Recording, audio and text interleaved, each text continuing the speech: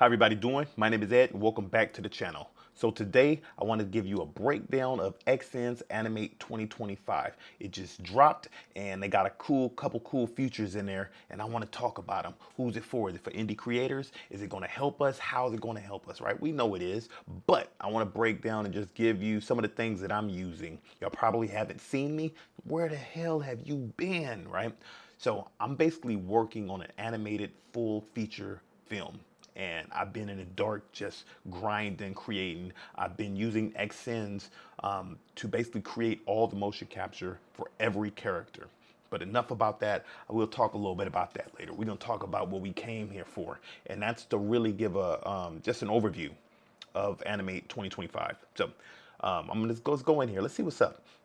So if we go in right now, we can see everything looks a little bit cleaner, right? So when it comes to that, who this is for, right? I'm looking at as an indie creator doing things solo. That's what we're looking at, all right? So if you see when we first get in here, the biggest thing that I want to really talk about, and this is to me, is the best of the updates of what this thing has to provide, is the biomechanical models, right? So you have the legacy, which is what we're so used to. It's like if you have MVN data from back in the days, like the 2024, things like that, you can use the legacy model to still go through, keep all your stuff in there. But they definitely got that thing updated as far as some stuff too.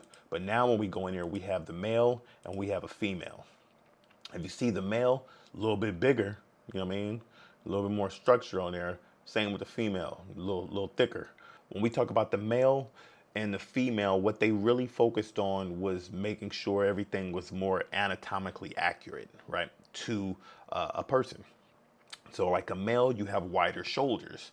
For a female, they have wider hips. What this is going to do is it's going to give you more accurate data. It's going to make things a lot smoother. And at the same time, it's going to be less cleanup because right out the box, you're getting a little bit more raw and just correct anatomical structure per se. Also, when it comes to what, you know what I mean, I'm going to put some of these things in the background as you see. When it comes to these new models, they also got improved motion engine, right? I don't even know what that is, but basically what it does is it's more along those lines of like if you look at the spine, like bending, when it comes to the character, all of these things kind of summed up in a nutshell is helping your character or you capture better data that's a lot more accurate, a lot more smoother. It's going to be less of that, you know, foot sliding, less of all of these things that we didn't like, right? And it's going to be more accurate. So that's what these, when it comes to the models, are really doing. They are helping with that. All right, so that's a great look there. So if I hit OK, we move on, right? So the next thing I want to go into that I like is we're going to the options, right? This is definitely, we're going to start taking it to the dark side. You understand that in a second, right? So if we go to 3D, let's go to user interface in options. We got the UI theme. We got light. Well, I don't be operating a light, right? So I go to, we got dark now in there. So if I hit apply, brings the whole UI. This is how I operate. Y'all understand, you know what I mean? I got something for that dark, you know what I mean? It just make me feel good. But so you have that as far as you can change your UI settings. It still looks clean. It depends on how you want to operate, but to me, I operate in there and it feels great. Also, what they have in here is if you go to 3D view, you can start changing this background right here as well. So let's say, for instance, you click on here. We want some green screen type of thing. We'll change that saturation up. We hit OK. Now we have this, which is going to give us some green backdrop. Now, I'm not active. I don't necessarily use this. So don't interest me that much. But if you want to change that, depending on how you are doing your setup, you can have that there. Me, take it back to some of this right here. I'm good with that. All right, so we hit OK. Then from there, what you also have that I saw is basically, it's called auto sensor mapping, right? So if you go to, it's experimental right now, but if you hit enable ASMs and then you want to go through, you hit OK, what it's going to do is it's going to require a restart. Now, what is also auto sensor mapping, right? It basically means that you don't have to manually assign every single sensor to every single bone. It's like software is like, I got you, dog. If you see that, it says ASM enabled, it's going to help. All right, so we're about to get ready to go through and test out the auto sensor mapping. I put the sensors not in the correct space. If you see on my shoulder, I have the left foot. This is the left foot, and I got it on my upper shoulder. I have the right, I have my legs on. Go to your starting position. Raise right arm. Raise left arm. Raise right leg. Raise left leg. Processing. Get ready to stand in end pose in 3 seconds.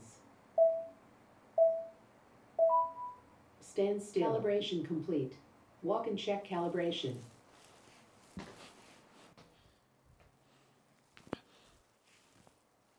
As you can see, the calibration turned out well. This is with no, the sensors are not in their correct space on me. So this lets you know when it comes to the auto sensor mapping, it works. It can make things a lot smoother. So if you are forgetting exactly where you have it, you put this on there because you are, let's say you're indie, you're working solo, you're just kind of placing them there.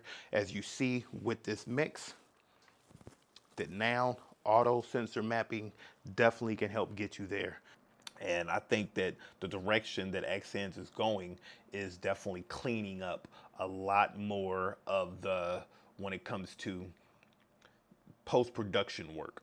I want to say that with this, they are basically moving in the right direction because a lot of things that they're putting in place is going to make sure that us indie creators can get what we capture right out of the box, meaning the raw data is going to be anatomically correct to either a male or a female, and it's going to come in and give us exactly what we want. Also, I know they are basically announcing, or they probably already, it's already announced, it's on their site. You have the new indie program, right? And I'm definitely looking for that. It's going to be a way that's going to be a little bit cheaper when it comes to us indie creators to kind of bring that bigger budget studio into, you know what I mean, your home office like myself, right? And I'm not going to go into full details on that because you can go to the page, you can see their stuff. I don't even know a lot about it. So it's one of those things that I'm looking forward to as well. So, you know what I mean? I am working on an animated feature film titled Believing, and it's going to be coming out at, basically, we're looking at 2026. So keep an eye on that. I've done all the motion capture with the Xsens suit. I've been using that to capture every character. So stay tuned and look forward to seeing some of that. I'm gonna definitely be sprinkling in some behind the scenes, some things, because I've documented it all. I just wanted to kind of give you all those things. They have other things in here like position aiding where you can start putting the Vive Mars, which you see I got that. Let me, where is that at? Boom. I got that right in the back right there. If you want to hear, you know what I mean, like full breakdown, longer kind of things, because this is already kind of moving a little bit. I want to keep it kind of not too crazy. We ain't doing a podcast. But that kind of gives an overview of the Animate 2025. I like everything they've done, you know what I mean? But other than that, get out there, keep creating. I'll talk to you later.